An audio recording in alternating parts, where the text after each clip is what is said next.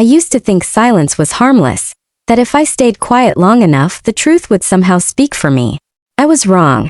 Silence can bury you alive, especially when the people you love are the ones digging the hole. 3 days before my mother's 60th birthday, I walked into my parents' kitchen holding a gift she dreamed of owning. A rare first edition novel. I thought it would make her smile. Instead, it became the opening scene of my quiet disownment. My father stood there, arms folded like a wall I wasn't meant to climb. My brother Daniel leaned on the counter, wearing that smirk that always made me feel like I'd shown up to life unprepared.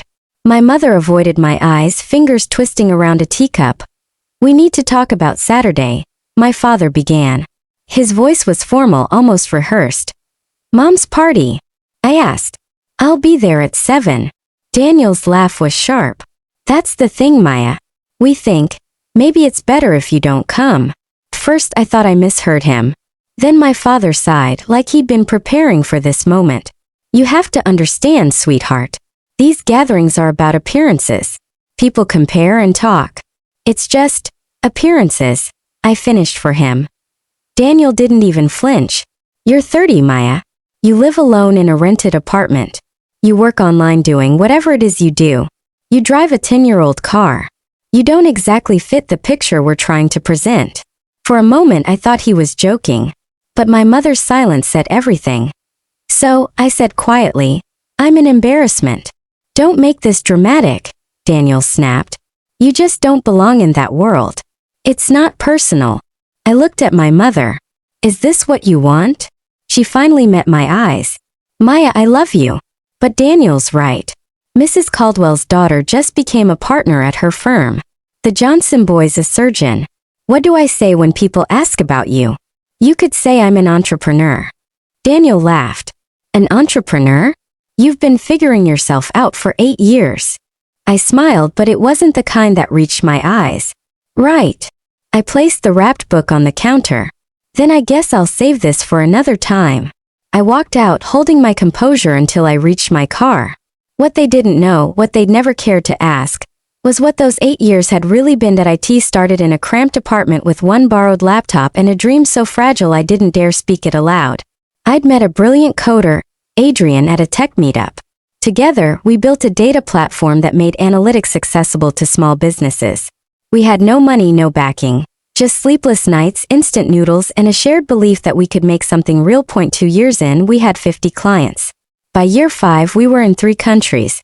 By year 7, investors started circling. I stayed quiet about all of it. Maybe out of pride. Maybe out of hope that my family would one day ask what I'd been building instead of why I wasn't like everyone else. The irony was poetic.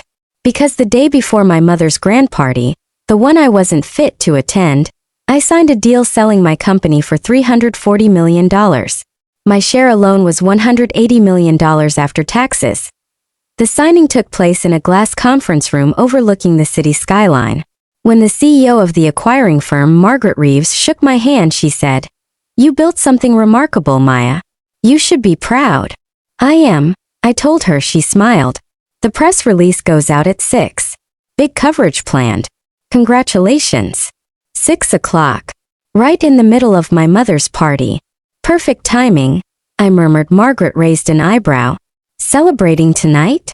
"My mother's birthday," I said. "Though I wasn't invited." Her shock was genuine. "You closed a 9-figure deal and weren't invited to your mother's party?" I shrugged. "They don't think I have a real job." When I got home, my so-called rented apartment, which was actually a penthouse I'd bought outright 3 years earlier, I changed into pajamas, poured wine, and watched the sunset. I wasn't angry anymore. Just tired. At 6:15, my phone buzzed. Adrian's voice crackled through, wild with excitement. "Maya, turn on the news." Every channel was showing my face. "Local entrepreneur sells company for $340 million. My name, my photo, my story everywhere. My inbox flooded. Messages from reporters, friends, investors. Then a call from an unknown number. "Miss Rayner? Jennifer Walsh from Channel 7 News. We'd love an interview for tonight's business spotlight." "I'm not really doing press," I said. "This is huge. You built something extraordinary at 30. People should hear it." Before I could respond, another call came through. My mother. Jennifer, can I call you back? When I answered, chaos echoed through the phone, voices, clinking glasses, the murmur of a crowd. Maya, she said, her voice trembling. Is it true? What they're saying on TV? What are they saying? That you sold a company for hundreds of millions. They're showing your photo. People are asking questions. I could hear my father in the background. Let me talk to her. I spoke calmly. Yes, it's true. The company I built over the last 8 years. The one you thought wasn't real. Silence. Then my father's voice, urgent. Everyone's watching, Maya. They're asking why you're not here. You need to come. Explain. Explain what? That I'm not an embarrassment anymore? That I suddenly qualify for your world. This isn't fair, he said, his voice rising. You should have told us. I did, I replied. You just didn't listen. Then Daniel grabbed the phone. Get over here now. You're making us look ridiculous. I wasn't invited, remember? You said I'd ruin it. That was before we knew. Before you knew I was rich, I finished. Got it. In the background, I heard my mother crying. A guest's voice cut through the noise. Carol, your daughter's on TV. Why isn't she here? I almost laughed. The very reputation they tried to protect was crumbling in real time. I have to go, I said. Enjoy the party. I hung up, blocked their numbers, and called Jennifer Walsh back. Let's do that interview.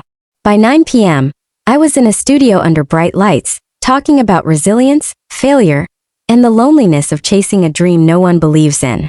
I didn't mention my family. The story wasn't about them anymore. The segment aired at 10.